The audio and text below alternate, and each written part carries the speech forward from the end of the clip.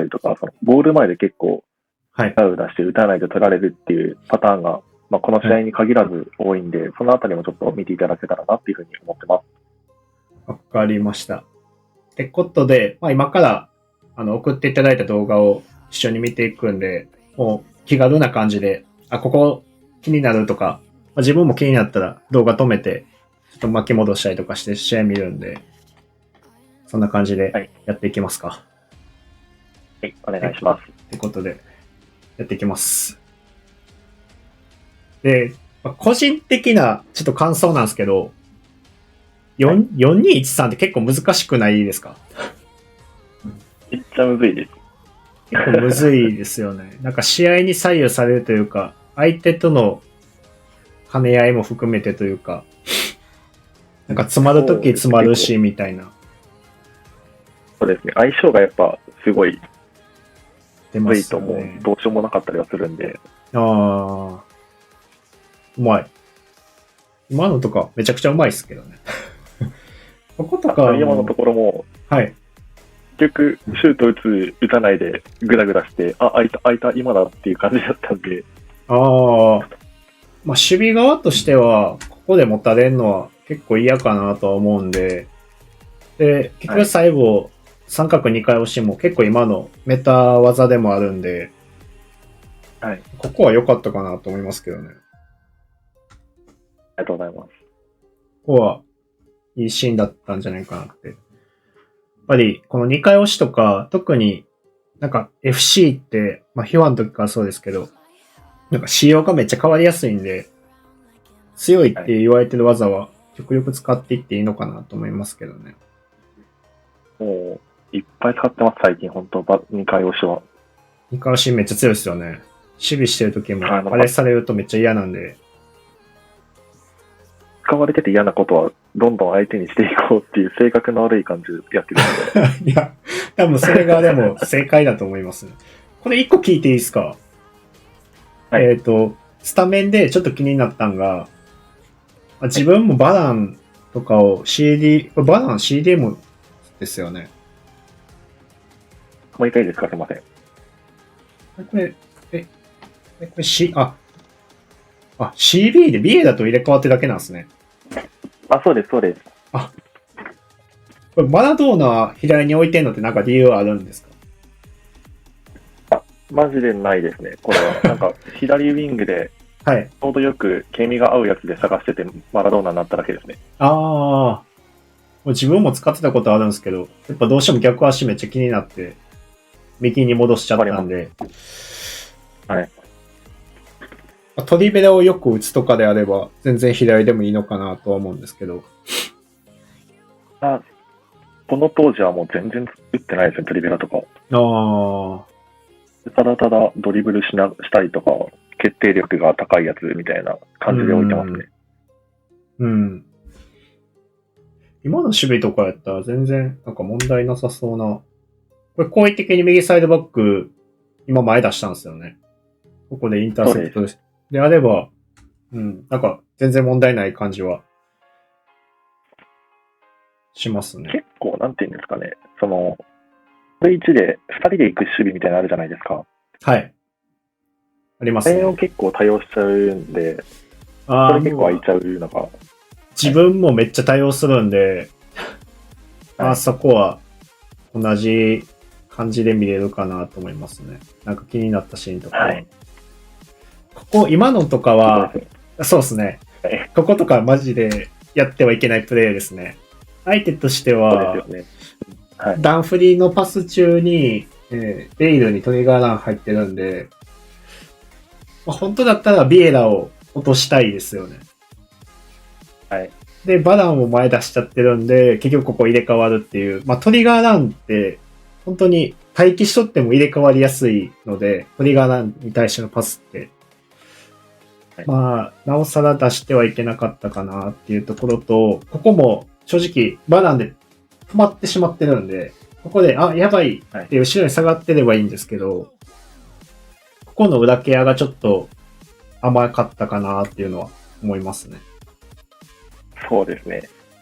これが、やりがちではあるんですけど、そうですね。これって積極的ですよね、多分、フォーメーション。この時はそうですね。95ですもんね。95の難しいとこでもありますよね。95だと、やっぱカーソルチェンジ失敗すると、このような失点増えるんで、はい、まあ、ただ95にしないと、押し込まれすぎて、ゴール前でやられるっていうのもあるんで、はい、まあ、難しいとこではありますね。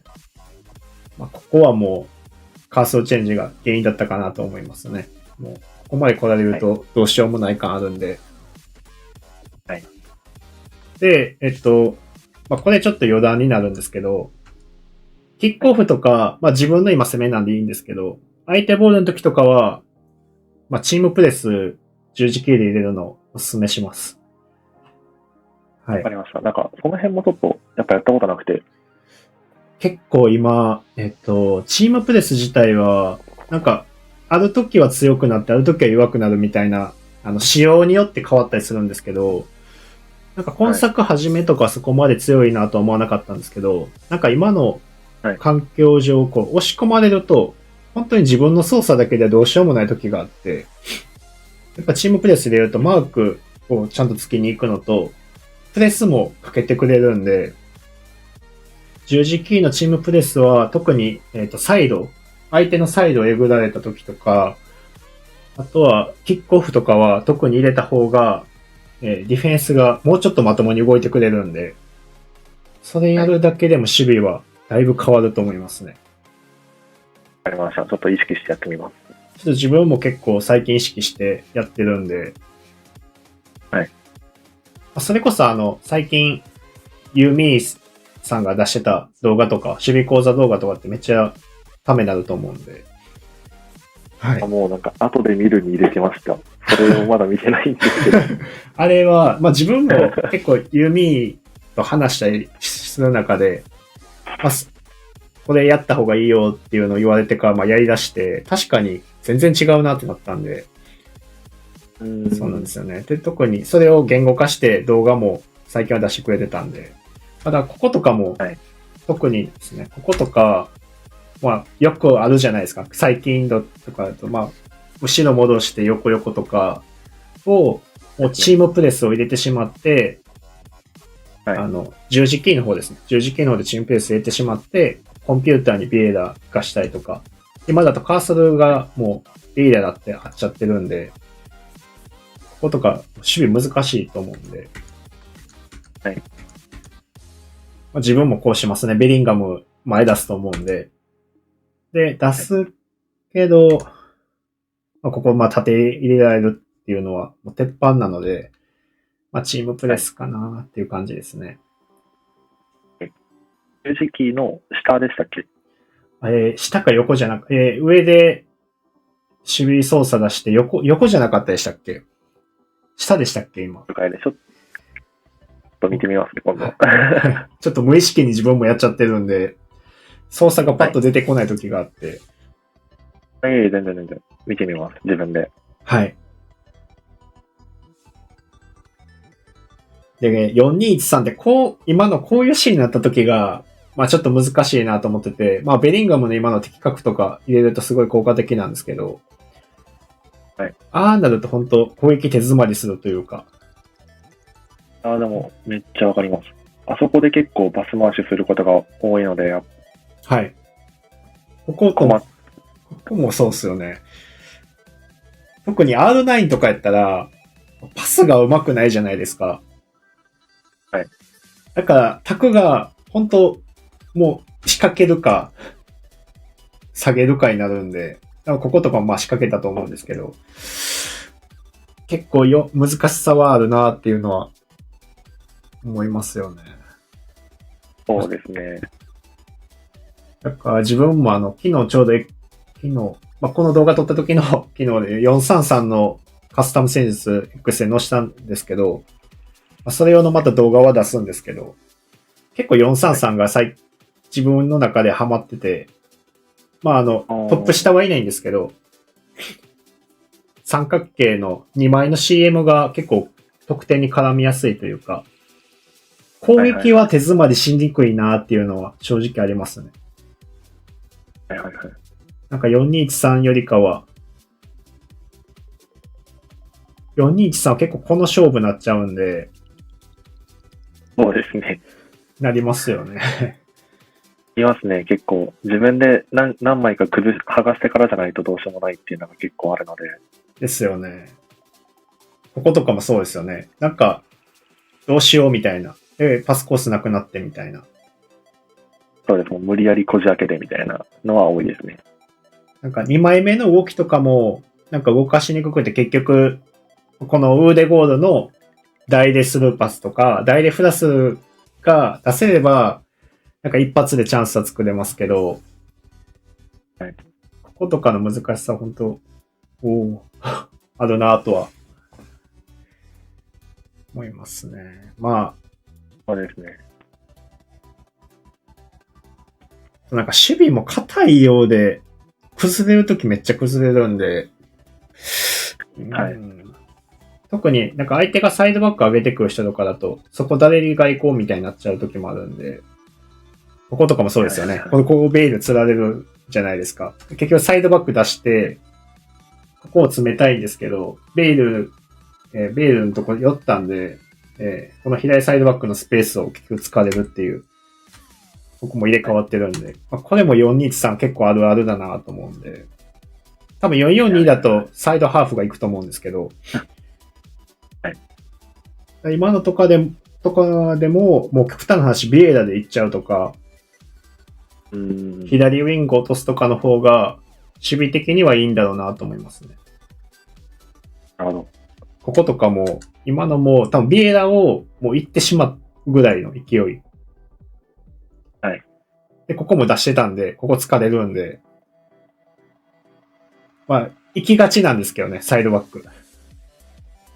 そうですね。なんか、基本的にセンターバックはあんま動かしたくないなっていう気持ちのもとやってるんですけど、サイドバックはなんかどうしても動かしちゃうですよね。手があって、はい。それは自分も同じなんで、すごい気持ちはわかるんですけど、多分あれって結構、特に今3トップ多いので、そこの空いたスペースを使われやすいなっていうのは思いますね。はい。だから、ここが難しいんで自分は4-2-1-3がなんか難しいなと思ってしまって、まあ結局4-2-1-3戻ってきたりするんですけど、また使うと、なんか違うなみたいな。そうですね。だから守備とかもある程度こう法則を決めてやっとかないと、こことかもそうですけど。はい、でも逆に言えば、お相手さん多分これ3トップだと思うんですけど、あえてダウンフリとかみたいに右サイドバックとかサイドバックをうまく上げれば、攻撃としてはすごい守備守りにくくなるんで、攻撃面はそうですね。いいとこであるかなと思うんですけど。こことかもタックがなくなってるんですけど、なんかもうちょっと左サイドバック、まあ上げてみるとか、はい。した方が攻撃タックは増えるかなって感じですね。まあただ上げたら、ロストするとそこは疲れるんで、ロストはしないようにビルドアップしないといけなくなるんですけど。はい。ここも出しがちですもんね。そうですね。これを完全に癖ですね、ここは。もうそうですよね。ここも多分、デイル出せたと思うんで、相手としては。まあただ、縦が空いたから縦行ったけど、まあそこはケアできてるんで、問題なかったかなと思うんですけど。はい、このサイドバック出す癖は、取れるときは言っちゃっていいんですけど。はい。やめた方がいいですかね。そうですね。多分442とかを使ってる時も結構そのサイドバックで行っちゃうこととか多くて、それで結構守備が崩壊するっていうのがあるので。はい、そうですね。はい。なるべく。そうですね。そことかは、もう意識づけでやっていくしかないんですけど。はい。こことかめちゃくちゃいいですけどね、このゴールシーンは。もうなんか、とにかく三角形意識しながらずっとパス回してます、この辺。三角形はめっちゃ重要なんで、今のゴールシーンはめちゃくちゃいいシーンですね。ありがとうございます。今の守備も自分もやっちゃうんで、わかるんですけど、もうこれあれですよね。戻っても追いつかんと思うから、縦切りするんですよね。そうです。縦でジョッキーをしながら切ろうとっていう意思ですね。まあ、気持ちはめちゃくちゃわかりますね。まあでも多分理想は本当は一緒に並走して追いかけていった方がいいんだろうなっていう。はい。で、相手が違うとこ見たらベリンガムとかビエラでケアするみたいなのが、まあこれも見てて自分がやってるのと一緒だなと思っちゃったんで。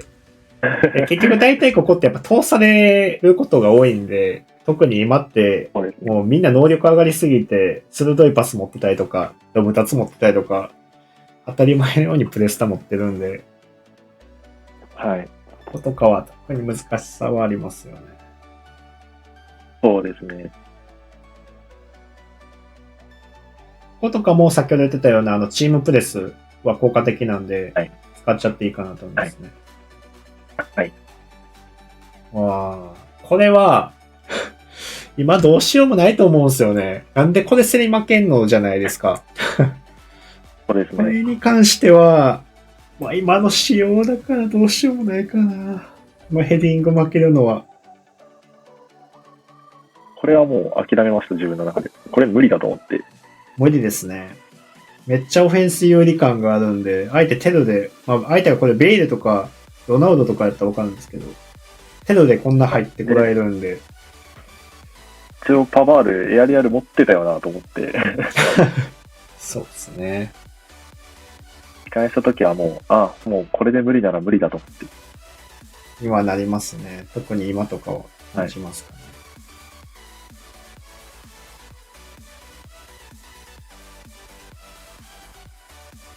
い、ベリンガム、的確つけてるのいいですね。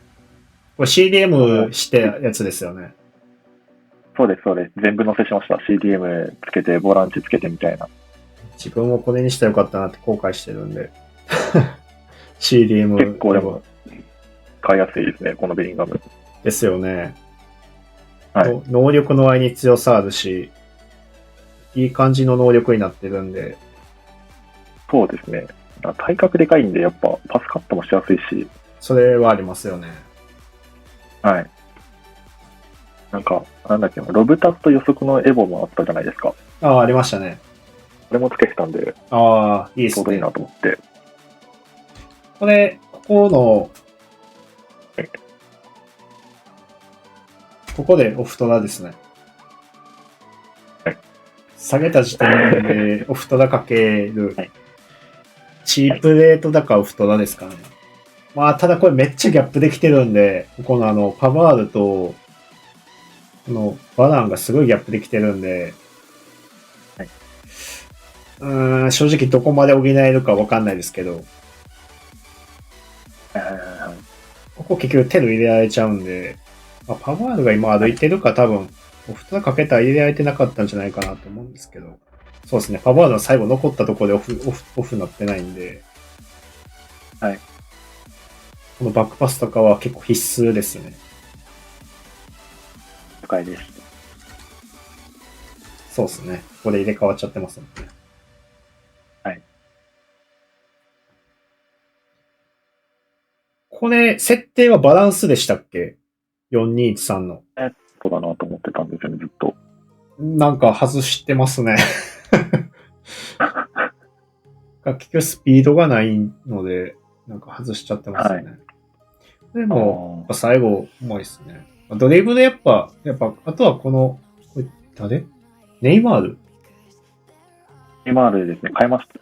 後半、マラドーナに変えてネイマール出てますね、この試合。こうやってシールド持ってるんですか、このネイマール。持ってないんですよね。持ってないですね。後ろからぶつかられてるのに全然ビクともしてないですね。これはでも、多分めっちゃあったからとか。これでも R9 やな、最後。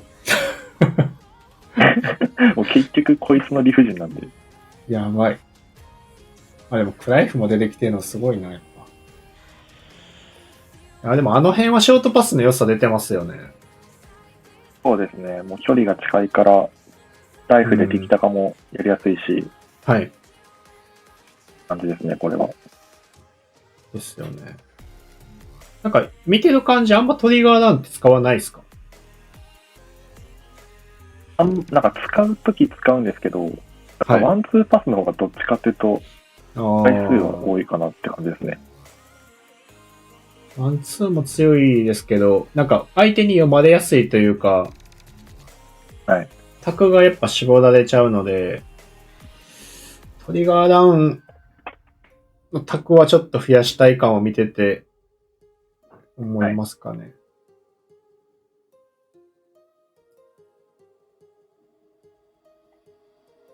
あとは、あれですかね。まあ、この試合とかお相手さんもあんまトリガーダウン使ってないんであれなんですけど、トリガーダウンされて失点するってあんまないですか？多分、あれですよね。相手の1点目のベイルとかのひどいことの、ああいうあ感じが結構、あれがそうですね。ちょっとこれ試合終わったんで、戻すんですけど、一点、そうですね。あれとかが一番いい例かなと思いますね。3人目の動きというか、そうですね。あれの形を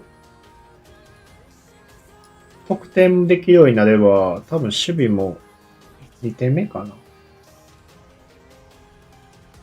れか。そうですね。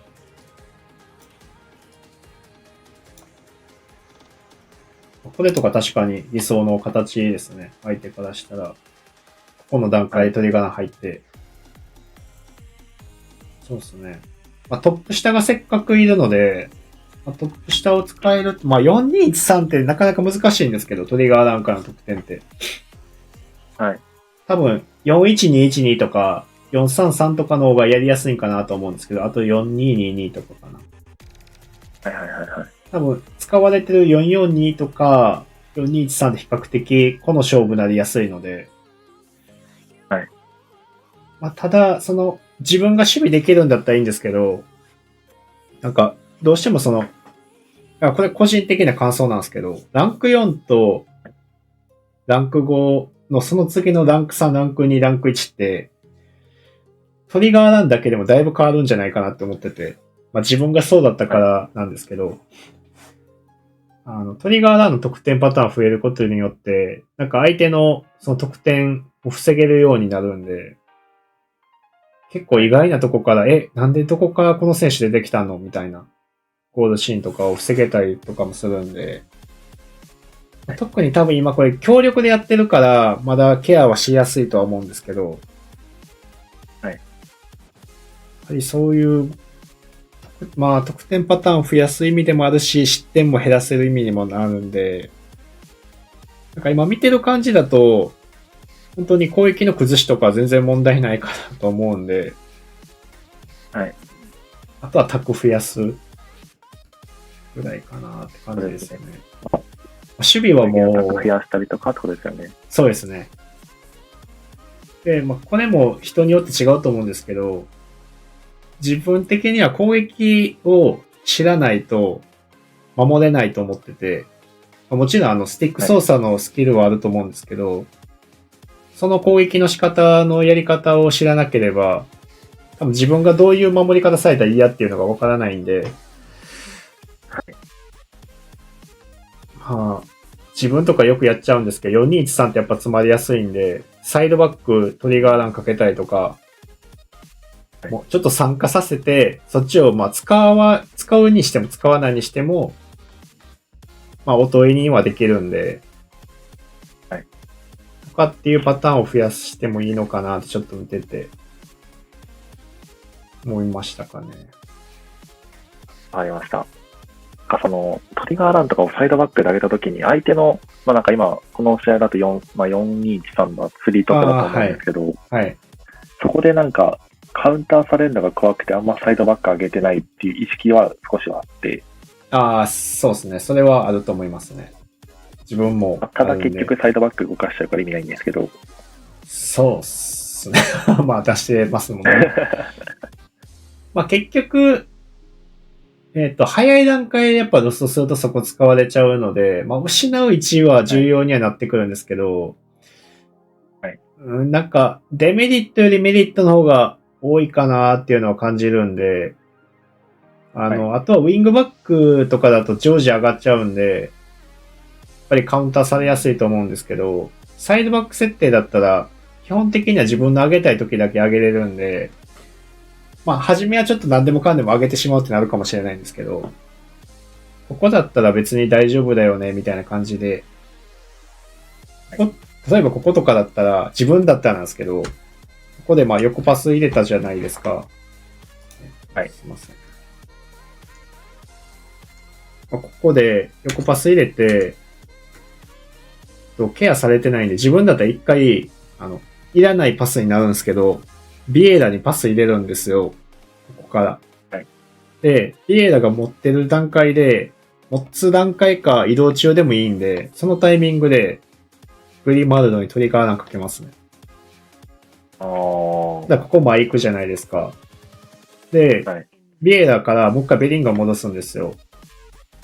はい。だその後、ウーデゴールが、まあ、いい位置来てくれると思うんで、ウーデゴール経由すると、パスコース的には、ここと、この R9 のとこと、左ウィングが、まあ、インサイドなんで内入ってくると思うんで、そこと、グリマルドが上がってるんで、ここの位置使えるようになるんですよ。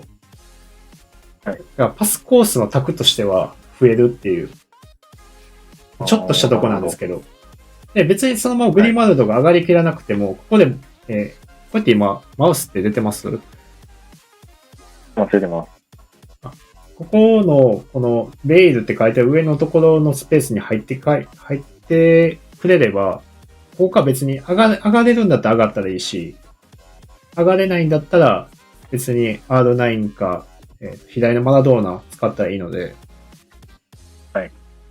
あと、ここでもしグリマルドが受けれると、相手としては、まあ、プティでずれるか、サイドバックを出さないといけなくなるんで、まあ、守備としても攻撃的には数的有利になる。だからこことかでも今、まあ、縦当てれてるんですけど、相手としては視野が全部こっちに向くんで、ベリンガムの方向に。はい。ここでグリマードが高い位置取っていれば、そういう選択肢としても出てくるっていう。なるほど。お相手さんがこの試合ちょこちょこしてたんですよね。それをダウンフリースとかで。はい。特に相手が3トップとかこの4-2-1-3系にはサイドバック上げると結構良かったりするんで、まあ、リスクはあるけど、守りにくくなるっていう。今みたいなシーンとかだと、こことかでも、まあ、ここで崩してもいいんですけど、極端な話、ここ上げちゃってもいいんですよ。ここ空いてるんで。はい。ここって完全に開くんで、これ多分ショートパスのいいとこでもあるんですけど、はい。こことかを、多分、そうなると、モカピーさんがよく、まあ、序盤にも言ってた、その、ボールを持つ、意図なくボールを持つ時があるかもしれないんですけど、それが役立つというか、ここで時間稼ぎでドリブル持っていれば、はい、こいつが下がってきてくれるんで、相手としてはダウンフリーをこっちケア行くのか、でもマラドーナ見なあかんしみたいになるんで、モカピーさんのドリブルをさらに活かすことができるかなっていう気はしますね。わかりました。かなぁ。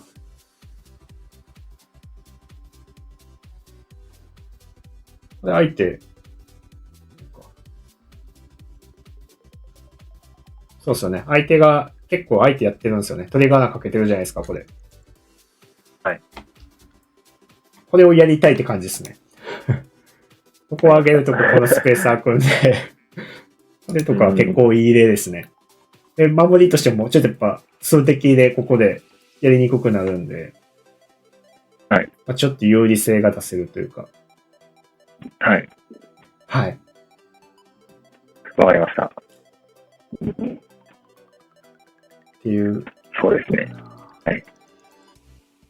自分が気になった点としてはそのあたりかなと思います。ありがとうございます。なんかありますか？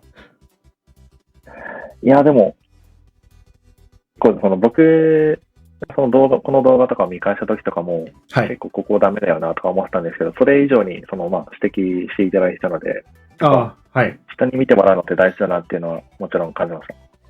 それは本当ありますね。自分で見返すのも大事だけど、第三人者に見てもらうのも、めっちゃ重要な気はしますね、本当に。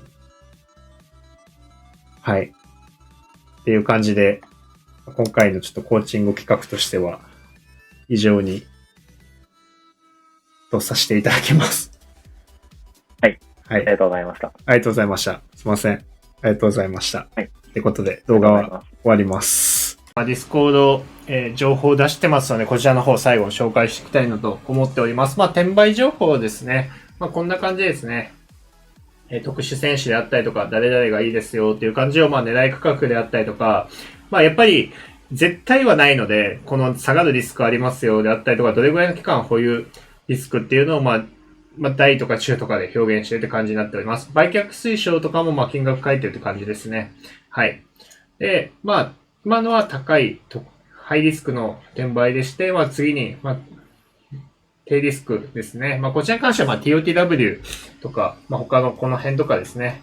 これに関しては、27,000とかで、今11,000とかだったやつが、27,000。これ、確約の影響もありましたけど、こういった感じなのも出してるって感じになっております。この辺は長期保有逆に長かったりとかっていうことで、書いてたんですけど、確約今回来たんで、めちゃくちゃ上がったって感じですね。はい。金転売とかは、ハイステージであったりとか、この辺ではありますね。最近あんまり金はないかなって感じですね。労働もこんな感じになっております。はい。で、あとは、成功案件で、自分が成功した案件とか、最近はちょっとね、TOTW 多いですけど、アイコンもやってたりとかっていうところですね。はい。全部が全部載せてるわけではないので、あとは便利機能のこのフットビンのついての情報であったりとかも過去に出してたりとか、アップグレ選手の変動、TOTY の過去、ブラックフライデーの過去とか、この辺も全部載せております。2025TOTY であったりとかですね。この辺の情報も、蓄積していってるって感じですかね。はい。で、あとはですね、こんな感じで、質問であったりとか、アンケートであったりとか、ゲーム設定、リーク情報であったりとか、情報共有、あとバグメンテナンス、メンバー雑談とか質問とかをこちらで書いてもらってるって感じになっております。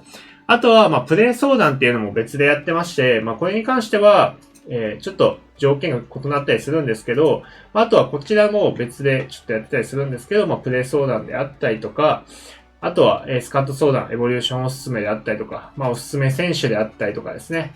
この辺は自分がやろうと思っている選手をピックアップしてるっていう感じにはなります。動画で紹介しているものもあれば、動画紹介しきれなくて、そこではまだ入ってなかった選手とかもここに入っている時はあるって感じになります。はい。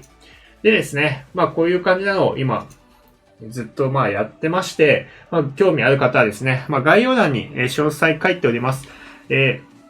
YouTube であったりとか、Twitch であったりとか、メンバーシップサブスクっていうところの特典にしてますので、よければ興味ある方はぜひ入っていただいて、1ヶ月お試しでもいいですし、特に Amazon プライム入ってる方とかだったら、無料で入れますので、よければ見ていただければと思います。はい、ってことで、最後にチャンネル登録、高評価もよろしくお願いします。それではまた。